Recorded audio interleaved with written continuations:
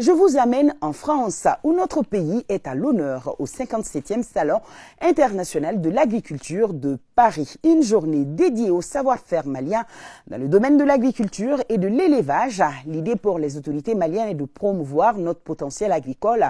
Autrement, le Made in Mali, les ministres de l'agriculture, de l'élevage, un véritable VRP, ont vendu les mérites de la destination Mali pour de réels investissements.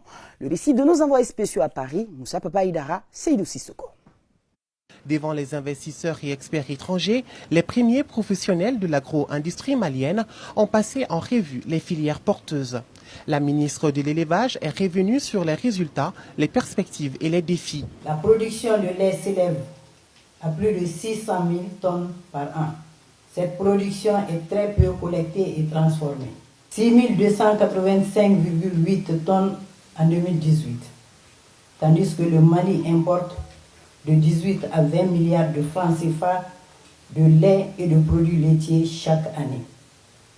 Il y a donc une véritable opportunité d'investissement qu'il convient de promouvoir auprès des opérateurs nationaux et étrangers. L'agriculture, un levier pour la sécurité alimentaire. Pour atteindre cette ambition, le plaidoyer du ministre de l'Agriculture a porté sur les potentialités d'une terre fertile. 43 millions d'hectares propices à l'agriculture, à l'élevage, dont 2 millions dans la seule zone de l'office. Mais imaginez que dans la zone de l'office, nous n'avons pas encore aménagé 200 000 hectares.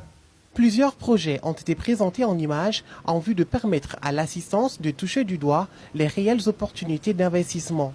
Dans la série des témoignages, l'accent a été mis sur l'engagement des Maliens de la diaspora à venir investir au Mali.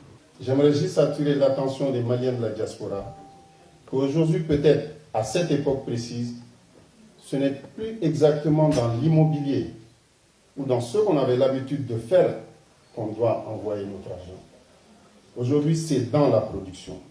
Ce qui me touche, c'est, je dirais, le dynamisme, la vitalité qui nous change des messages parfois dramatiques qu'on voit dans cette région. Là, on prend conscience du potentiel réel du pays dans les différentes filières qui ont été présentées. Au cours de la journée du Mali, l'agriculture et la culture se sont ralliés pour montrer le coton malien sous ses grands jours à travers un défilé de mode. C'était pour prouver que nous pouvons porter notre coton dans différents styles.